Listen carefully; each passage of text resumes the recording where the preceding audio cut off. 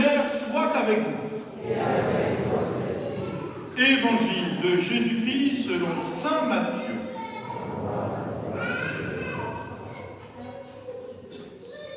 En ce temps-là, Jésus prit la parole et dit : Père, Seigneur du ciel et de la terre, je proclame ta louange. Ce que tu as caché aux sages et aux savants, tu l'as révélé aux tout petits. Oui, Père, tu l'as voulu ainsi dans ta bienveillance. Tout m'a été remis par mon Père. Personne ne connaît le Fils sinon le Père. Et personne ne connaît le Père sinon le Fils. Et celui à qui le Fils veut le révéler. Venez à moi, vous tous qui peinez sous le poids du fardeau, et moi, je vous procurerai le repos. Prenez sur vous mon joug, devenez mes disciples, car je suis doux et humble de cœur, et vous trouverez le repos pour votre âme. Oui, mon joug est facile à porter, et mon fardeau est léger. Acclamons la parole de Dieu. Louange à toi, Seigneur Jésus.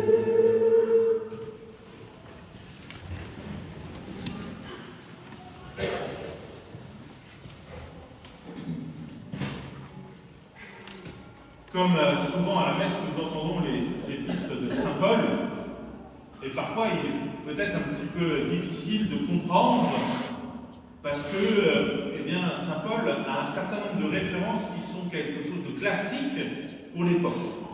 Mais peut-être qu'aujourd'hui, ça résonne un peu différemment à notre oreille. En effet, on a quelque chose qui apparaît dans le début de ce passage. Celui qui n'a pas l'esprit du Christ de lui appartient pas. On a peut-être spontanément, en écoutant ce passage, tendance à dire : mais est-ce que j'appartiens au Christ ? Suis-je un esclave du Christ ? En fait, il faut bien comprendre que cette dimension de appartenir vient en fait de l'idée que le Christ a accepté de donner sa vie en rançon pour la multitude, comme c'est dit parfois lors de la prière eucharistique.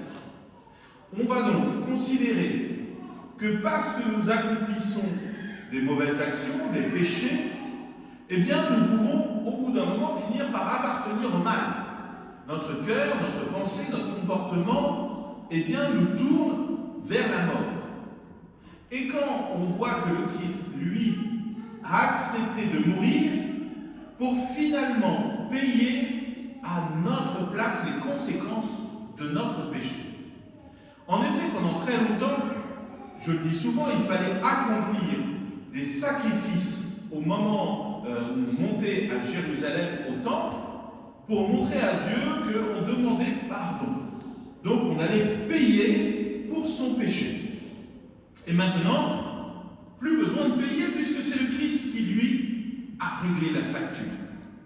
En acceptant de mourir, lui l'innocent, pour nous les coupables, d'une certaine manière, notre vie lui appartient.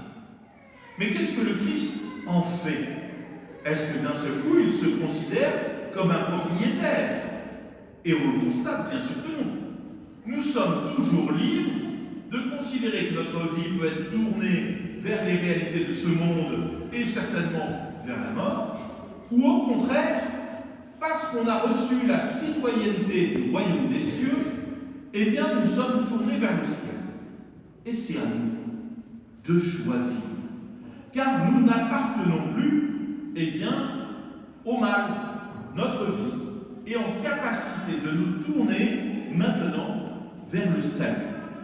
Voilà pourquoi souvent saint Paul vient à opposer ce qui est terrestre avec ce qui est céleste.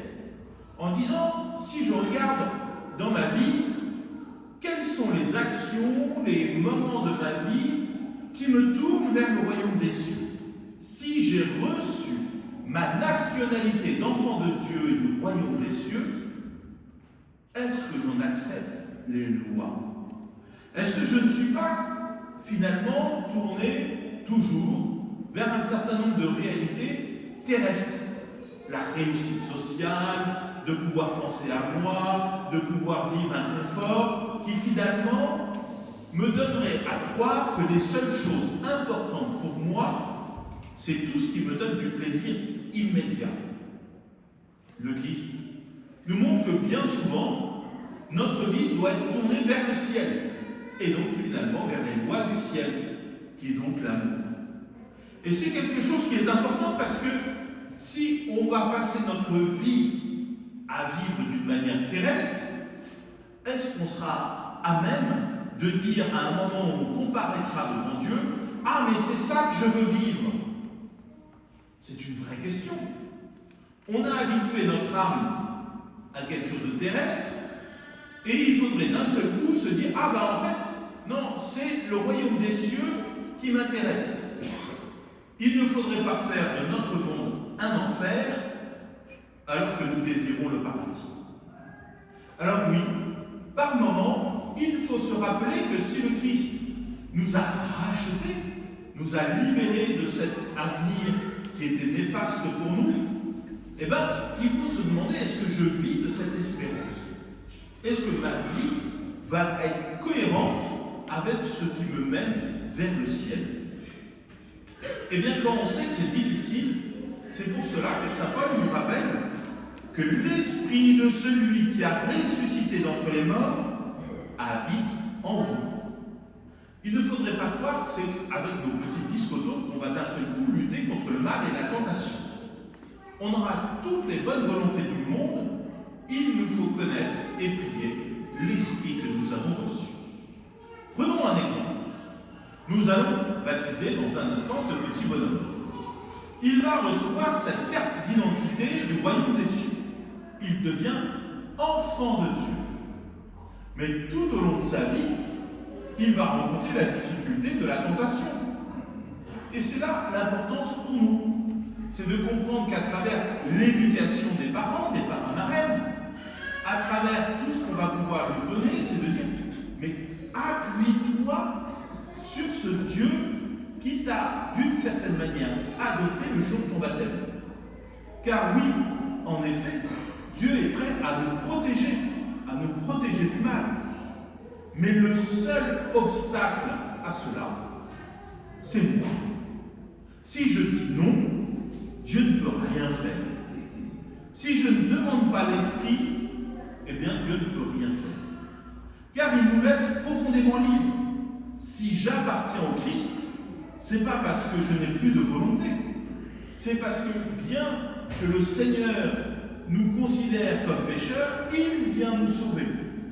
Mais maintenant, est-ce que j'accepte ce salut? Est-ce que je choisis le bien? Est-ce que je demande de l'aide? Si dans mon cœur, je dis c'est très bien d'aimer, mais je choisis la haine, Dieu ne peut rien faire. Si je trouve que c'est une belle idée d'être honnête, mais je choisis la malhonnêteté, Dieu ne peut rien faire. Alors il nous faut accepter de dire Seigneur, par moi-même je ne peux rien. Et donc j'ai besoin de prier le Seigneur, d'apprendre à me tourner vers lui pour m'appuyer sur moi. Voilà pourquoi, eh bien, on rappelle aux parents, parrains, marraines, que tout au long de la vie de l'enfant, il faut lui permettre d'apprendre à prier, à connaître ce Dieu, à s'appuyer sur lui. Il n'y a pas un aspect magique avec une baguette magique et Dieu d'un seul coup, la réalité du royaume des cieux. Alors, il nous dit à quel point nous devons être comme les enfants. Nous devons en effet nous croire que nous sommes avec le Christ. C'est lui qui nous rend capables. Et ce n'est donc pas notre orgueil, notre force ou notre intelligence qui nous aidera. Et il nous le rappelle lui-même.